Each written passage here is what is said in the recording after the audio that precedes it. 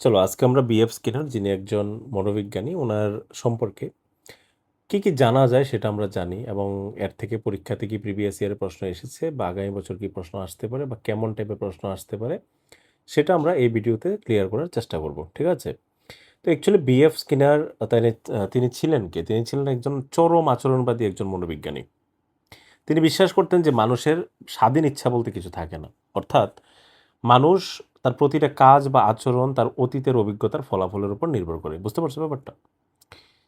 এবং এখানে একটা ব্যাপার তোমাদের সাথে শেয়ার করি, সেটা হচ্ছে 1904 মানে 1904 সালে মার্কিন যুক্তরাষ্ট্রে জন্ম নেওয়া স্কিনার প্রথমে তিনি একজন লেখক হতে চেয়েছিলেন, কিন্তু পরবর্তী সময় তিনি এই মনোবিজ্ঞানের প্রতি ভীষণ আকৃষ্ট হয়ে পড়েন। 1938 সালে ওনার একটা বিখ্যাত বই যেটার নাম দ্য বিহেভিয়ার অফ অর্গানিজম এটা প্রকাশ পেয়েছিল, যা বলা হয় যে এটা মনোবিজ্ঞানের যুগে বা মনোবিজ্ঞানকে একটা নতুন যুগের সূচনা দিয়েছিলেন এই বইটা। বুঝতে পারছো ব্যাপারটা কতটা ইম্পর্টেন্ট? তো স্কিনার কি ভাবতেন? স্কিনারের মতে মানুষের মনের ভিতরে ধরো যতটা চিন্তা ভাবনা বা অনুভূতির চেয়ে মানুষের বাইরে থেকে দেখা এমন আচরণ পর্যবেক্ষণ করা বেশি জরুরি, এটা উনি মনে করতেন। অর্থাৎ মানে ভিতর না, বাইরের আচরণ। তার মানে এখানে বিহেভিয়ারের ব্যাপার-স্যাপার উনি বলতে চেয়েছেন। তো এখানে আমাদের এই স্লাইডেও দেখানো আছে যে অ্যাকচুয়ালি স্কিনার কি চেয়েছিলেন বা স্কিনার কি বলতে চেয়েছিলেন। এই পার্টটাতে দেখো স্পষ্টতই দেওয়া আছে বিএফ স্কিনার সম্পর্কে, যে তিনি একজন আচরণবাদী মনোবিদ ছিলেন।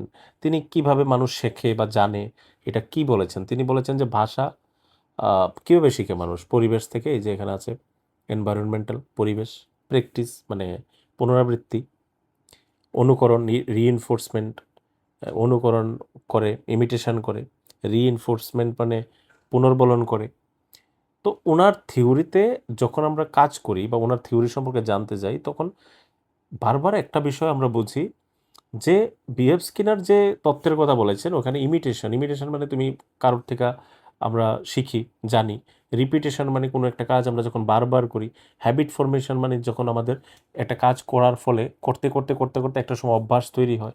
একটা হচ্ছে রিইনফোর্সমেন্ট, পুনর্বলন। আমার মনে হয় এই টপিকটাতেই যদি আমরা কাজ করি, এইটুকুর মধ্যেই যদি আমরা লিমিটেড থাকি, দেন বিএফ স্কিনারের সমস্ত তথ্য আমাদের সামনে কিন্তু লাইভ হয়ে যায়। ঠিক আছে? তো চলো আমরা এক এক করে বিহেভ স্কিনার, যেমন এই যে environment, imitation, reinforcement, habit formation, trial and error, shaping কি, চেইনিং কি, প্রোগ্রামড লার্নিং কি, এগুলি এক এক করে ডিসকাশন করি তোমাদের সাথে। দেখো, অপারেন্ট কন্ডিশনিং বিহেভ স্কিনারের একটা তথ্য বা থিওরি, যেটা আমরা প্রত্যেকেই জানি এবং পরীক্ষাতে প্রশ্ন আসতেই পারে। তো ইন শর্ট, অপারেন্ট কন্ডিশনিং বলতে আমরা কি বুঝি? অপারেন্ট কন্ডিশনিং ব্যাপার কি? এখানে ইমেজেসগুলি এ কারণে দেওয়া হয়েছে যেন তোমরা সহজে বুঝতে পারো। অর্থাৎ একটা এক্সাম্পল কি, ধরো তোমার ঘরে বা আমাদের ঘরে যখন একটা শিশু কোনো একটা কাজ করে, আমরা যদি বলি ওয়াও গুড, খুব সুন্দর হয়েছে তোমার এই কাজটা, বা তুমি যেটা লিখেছো খুব ভালো হয়েছে, দেখতে ভীষণ সুন্দর, ওই বাচ্চাটা ওইখান থেকে একটা মোটিভেশন পায়, তার মানে একটা পুরস্কার পায়, এবং বাচ্চাটা ভবিষ্যতে এর থেকে বেশি ভালো করার চেষ্টা করে। ধরো ক্লাসে কোনো শিক্ষার্থী যদি একটা প্রশ্নের সঠিক উত্তর দেয়, শিক্ষক যদি সবার সামনে তার প্রশংসা করে, তার ভিতরে একটা মোটিভেশন কাজ করে যে নেক্সট টাইম আমাকে এইভাবে আরও উত্তর দিতে হবে। এটাই হচ্ছে অপারেন্ট কন্ডিশনিং। অপারেন্ট কন্ডিশনিং মানে প্রশংসা করো, ভালো কথা বলো, অটোমেটিক্যালি তার কাছ থেকে ভালো ফিডব্যাক আমরা পাবো। অর্থাৎ অপারেন্ট কন্ডিশনকে যদি আমরা জাস্টিফাই করি বা সিম্পলিফাই করি, স্কিনার বলতে চেয়েছেন যে মানুষ বা প্রাণী কোনো আচরণ করার পরে যদি তার ফলাফল ইতিবাচক হয়, পজিটিভ হয়, তাহলে সেই আচরণ সে পুনরায় করার সম্ভাবনা বৃদ্ধি পায়। আবার ফলাফলটা যদি নেতিবাচক হয়, ধরো কোথাও কোনো একটা কাজ করার পরে তাকে তিরস্কার করা হলো, বকাঝকা করা হলো, তার ফলে তার মধ্যে কী হয়, আচরণটা ধীরে ধীরে হ্রাসও পেতে পারে, কমেও যেতে পারে। তার মানে পজিটিভ আউটকাম, নেগেটিভ আউটকাম, এটাই হচ্ছে অপারেন্ট কন্ডিশনিংয়ের মূল থিওরি। নেক্সট হচ্ছে স্কিনারের বক্স এক্সপেরিমেন্ট, বা যেটাকে আমরা র্যাট এক্সপেরিমেন্ট বলে জানি, বা কখনো কখনো এটাকে আমরা স্কিনার বক্স বা অপারেন্ট চেম্বার বলেও জানি এই এক্সপেরিমেন্টটাকে। এটার মধ্যে কি করা হয়েছিল? এটার মধ্যে এটা করা হয়েছিল যে একটি ক্ষুধার্ত ইঁদুরকে একটা বাক্সে রাখা হয়েছিল, বাক্সের দেওয়ালে একটা লিভার দেওয়া হয়েছিল, এবং এই লিভারের মধ্যে মানে এখানে একটা খাওয়ার ব্যবস্থা রাখা হয়েছিল, মানে খাওয়ার বলতে এখানে একটা জায়গা, খালি জায়গা রাখা হয়েছিল। ইঁদুরটা সারাটা বক্সে যখন হাঁটাহাঁটি করছিল, হঠাৎ করে যখন ইঁদুরের পা এই লিভারটার মধ্যে পড়লো, তখন দেখলো যে এখান থেকে খাওয়া বেরোচ্ছে। ঠিক সাথে সাথে লিভারে যখন পাড়া পড়লো, সাথে সাথে একটা খাবার এখানে এসে পড়লো।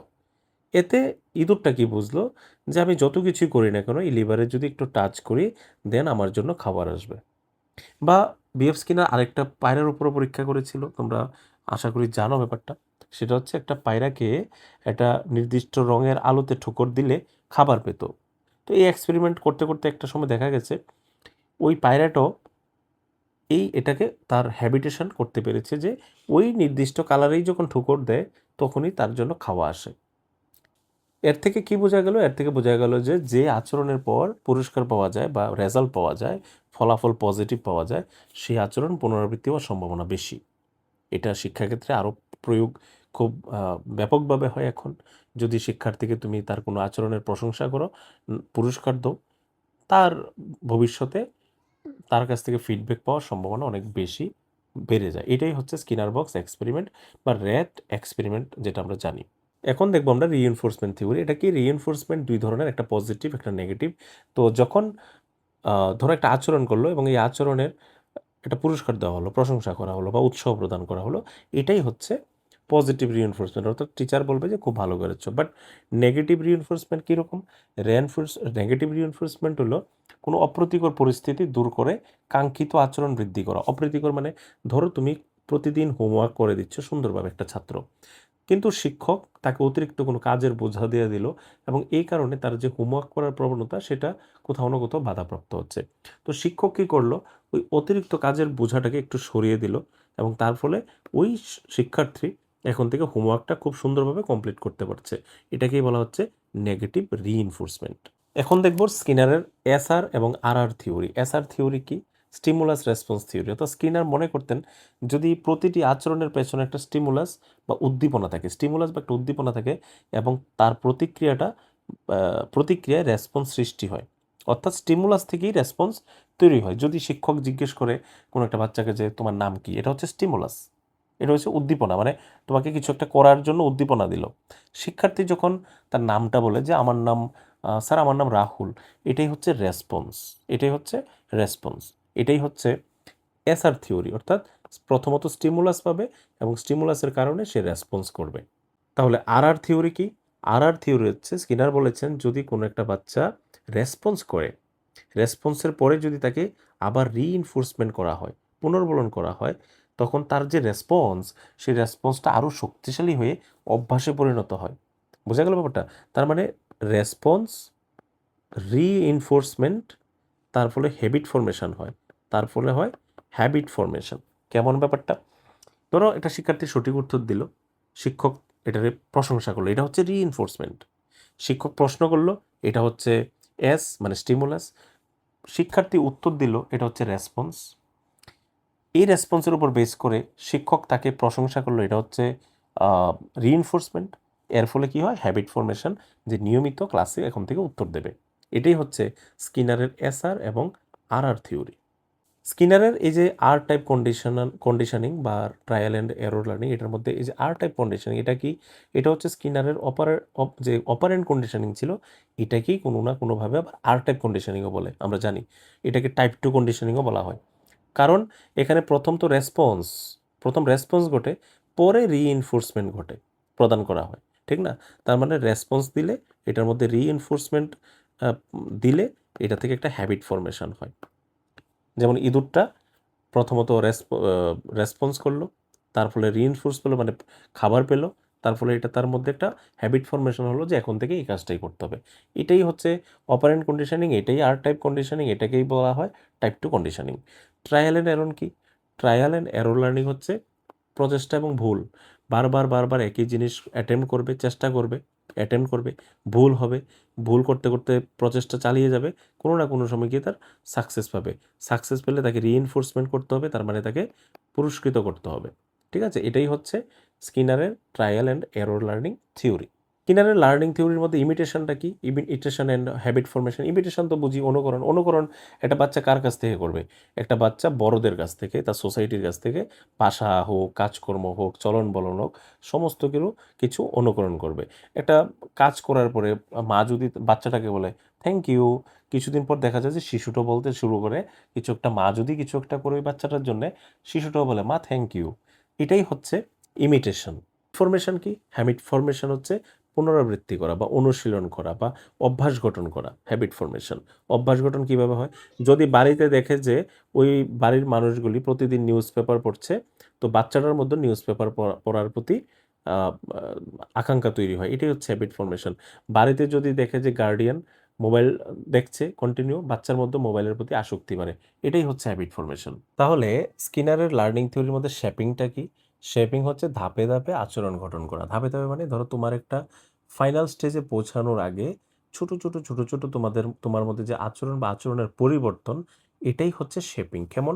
ধরো এই পায়রাটা এই বোতামটা টিপ দিলে এখান থেকে খাওয়ার বেরোবে। কিন্তু এটা কিভাবে করলো? ধাপ 1, ধাপ 2, ধাপ 3, ধাপ 4, ধাপ 5, আস্তে, আস্তে কাছে গেল, আরো কাছে গেল, তারপর একবার দিল, তারপর এটার মধ্যে ঠুকুর দিল, তারপর এটা থেকে খাবার বের হলো। এই যে একটা কমপ্লিট আচরণকে ছোট, ছোট অংশে ভাগ করা এবং প্রত্যেকটা আচরণ সফলভাবে করা, এটাই হচ্ছে শেপিং। এবং এটার সাথে, সাথে এই যে চেইনিংও ভেরি সিমিলার। আচরণের ধারা গঠন করা। যেমন এখানে একটা শিশু আ ব্রাশিং করবে। এই যে টোটাল প্রসেসটা, প্রথমত কি করলো? টুথব্রাশ নিল, তারপর পেস্ট লাগালো, তারপর ব্রাশ করলো, তারপর কুলকুচি করে মুখ ধুলো, তারপর ব্রাশটা ধুয়ে আবার রাখলো। তার মানে একটা কাজের শুরু থেকে কাজটাকে শেষ পর্যন্ত এই পুরোটা প্রসেস একটা চেইনের মাধ্যম দিয়ে গেছে। এমন তো না যে বাচ্চাটা পেস্ট এবং ব্রাশ নিল, তারপর মুখ ধুলো, তারপর ব্রাশের মধ্যে পেস্ট লাগালো, এরকম না। চেইনিং, একটার পর একটা কাজ করলো, একটার পর একটা কাজ করলো। এটাকেই বলা হচ্ছে চেইনিং। তাহলে শেপিং এবং চেইনিং এর মধ্যে ডিফারেন্স কি?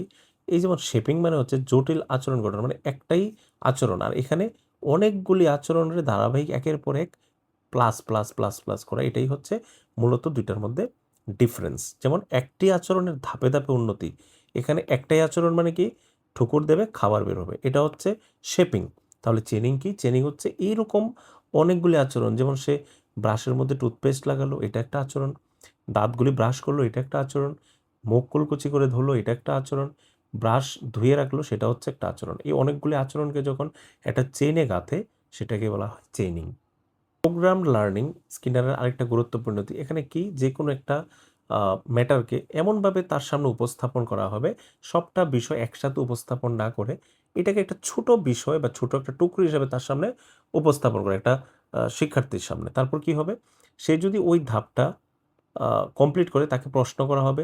যদি শিক্ষার্থীটা ভালোভাবে সেটা উত্তর দিতে পারে, সঙ্গে, সঙ্গে তাকে রিইনফোর্স করতে হবে।